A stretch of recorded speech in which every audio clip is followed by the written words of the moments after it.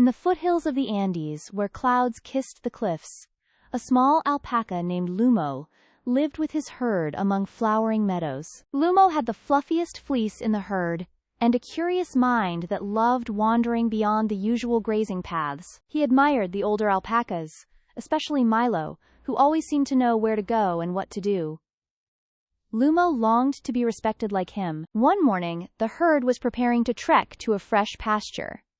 Milo had gone ahead, and the others milled around, unsure which path to take. Lumo's chest puffed.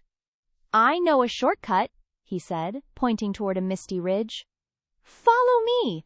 I've seen Milo go that way." Some younger alpacas hesitated, but Lumo looked so sure. With a nod from an elder, the group followed him into the fog. The path began easy, dotted with lavender and soft moss. But soon the mist thickened, and rocks slick with dew made the trail tricky. Still, Lumo pushed on, pretending he wasn't nervous. "Almost there," he called, though he wasn't quite sure where there was. Behind him, a smaller alpaca named Pika stumbled. "Wait!" she called. But her voice was swallowed by the fog. Lumo finally reached a clearing, but only half the group was behind him. His heart dropped. Pika was missing. Panic prickled his fur. "Stay here," he told the others and turned back, retracing each careful step through the foggy ridge. He called Pika's name. No answer. Then, crack!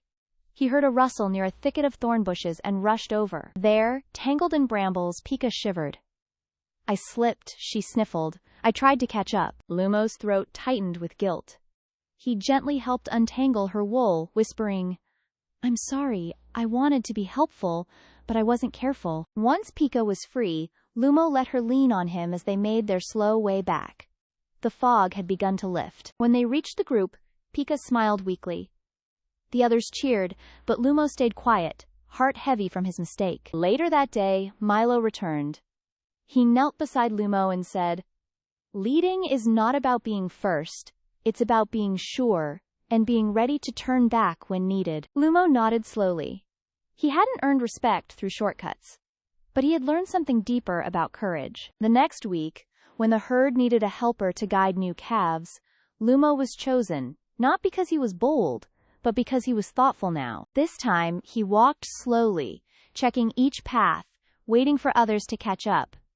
And when a young one asked a question, Lumo listened before answering. The meadows seemed different now. Less about adventure, more about awareness. Lumo saw the wildflowers, yes, but also the stones hiding beneath. He realized the greatest journeys weren't the fastest. They were the ones where everyone made it safely, together. Pika trotted beside him, no longer scared. "You're really good at this now," she said. Lumo smiled, not puffed up, but peaceful. From then on, Lumo still explored, but now with eyes wide open and a heart that knew the way to real respect was paved with care.